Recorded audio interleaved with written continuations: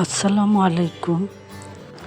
আজ একটু ভিন্নভাবে খুবই মজাদার আমের আচার বানিয়ে দেখাবো।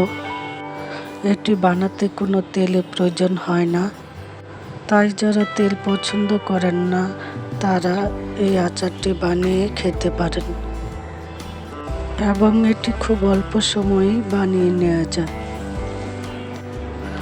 আমি এখানে মাঝারি সাইজের 4টি আম ধুয়ে পানি শুকিয়ে নিয়েছি। তারপর এগুলোকে এরকম গোল গোল করে কেটে নিয়েছি। এগুলো থেকে বিচিগুলো ফেলে দিয়েছি।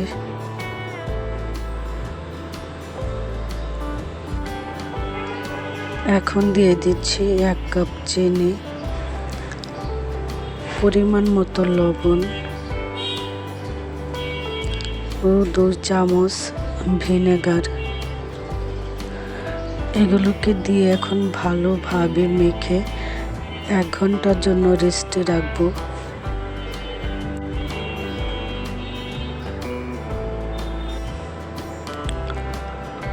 এখন আচারের জন্য একটা মশলা রেডি করে নিব। এখানে আছে 5 ফোড়ন, মেথি, মৌরি, আস্ত ধনিয়া ও জিরা সবগুলো 1 চামচ করে নিয়েছি। তারপর 3টা শুকনো মরিচ নিয়েছি। এগুলোকে ভেজে ব্লেন্ড করে নিব।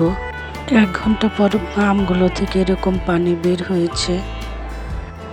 এখন আমগুলোকে একটি কড়াইতে করে চুলায় বসিয়ে দিলাম। দিয়ে দিচ্ছি 1/2 চামচ হলুদ গুঁড়া, 1/2 চামচ মরিচ গুঁড়া। এখন এগুলোকে ভালোভাবে নেড়ে 10 মিনিট সিদ্ধ করে নিব।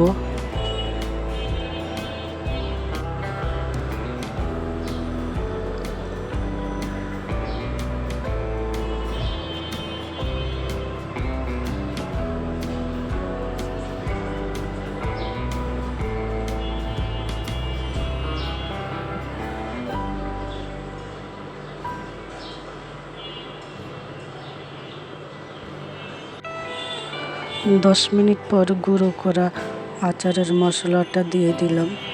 এখন হালকাভাবে এগুলোকে নাড়তে হবে।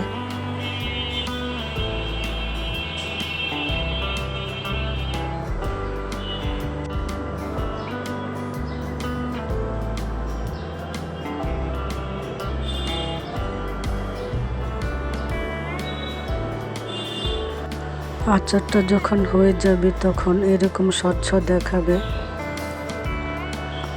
আমার আচারটা রেডি হয়ে গেছে। আচারটা যখন ঠান্ডা হয়ে যাবে তখন এই রসগুলো আরও শুকাবে। এভাবে বানিয়ে কাচের বয়ামে রেখে দিলে বছর জুড়ে ভালো থাকবে। ভালো লাগলে একবার ট্রাই করে দেখবেন। আল্লাহ হাফেজ।